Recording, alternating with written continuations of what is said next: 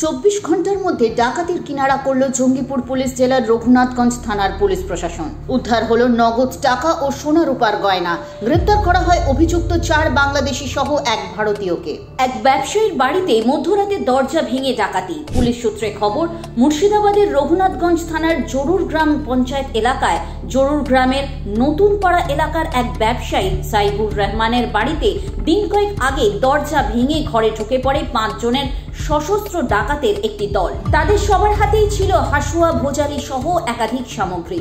কিছু বুঝে ওঠার আগেই বাড়ির লোকেদের মারধর করে হাত পা বেঁধে রাখে এবং নগদ টাকা ও বেশ কিছু বহুমূল্য সোনা রূপার গয়না নিয়ে চম্পট দেয় ডাকাত দলটি। খবরটি রঘুনাথগঞ্জ থানায় পৌঁছানোর সাথে সাথেই থানার একাধিক টহলদারি গাড়ি দ্রুত পৌঁছে যায় ঘটনাস্থলে। আশপাশের থানাগুলি থেকেও রওনা দেয় আরো পুলিশ বাহিনী। ঘটনাস্থলের ঠিক উল্টো দিকের একটি হার্ডওয়্যারের দোকানের সিসিটিভি ফুটেজ থেকে স্পষ্ট হয়ে যায় ডাকাতরা পালিয়েছে গ্রাম লাগোয়া ধান ক্ষেতের পাশের একটি মাঠের দিকে। সেই মাঠটিকে পুলিশ দিয়ে ঘিরে ফেলা হয়। মাঠ থেকেই ধরা হয় ডাকাত দলের 3 জনকে, তবে পালিয়ে যায় বাকিরা। ধৃতদের জেরা করে পরের দিন বিকেলে পুলিশের হাতে ধরা পড়ে বাকি পলাতকরা।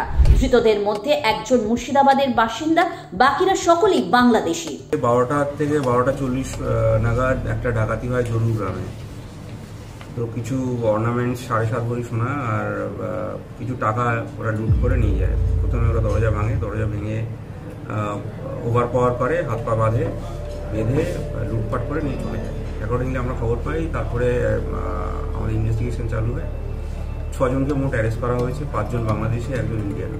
আর অনেকটা মাল রিকভারি হয়েছে, মোটামুটি 90% যা লুট হয়েছিল সেটা রিকভারি হয়েছে। কিছু মোবাইল ফোন, সঙ্গে যে লক তালা ভাঙা যে যন্ত্রপাতি সেগুলি উদ্ধার হয়েছে। এরা বহরমপুরে একটা বাড়ি 2 দিন ধরে ভাড়া করে ছিল, এটা পাওয়া গেছে এখন প্রাইমারি ইনভেস্টিগেশনে। সূত্রের খবর, ডাকাত দলটি 2 দিন ধরে বহরমপুরে বাড়ি ভাড়া করেছিল। এই ডাকাত দলটি আরো কোনো ঘটনার সঙ্গে যুক্ত কিনা সেই বিষয়ে বিস্তারিত জানতে চলছে তদন্ত। চুরি ডাকাতির মতো ঘটনায় অপরাধীদের কড়া শাস্তি দিতে নিরন্তর প্রচেষ্টা চালিয়ে যাচ্ছেন পশ্চিমবঙ্গ পুলিশ প্রশাসন। সঙ্গে থাকুন, দেখতে থাকুন friends of West Bengal police, মানুষের পাশে বিশ্বাসী। চ্যানেলটি নিয়মিত দেখতে হলে অবশ্যই লাইক, শেয়ার এবং সাবস্ক্রাইব করতে ভুলবেন না।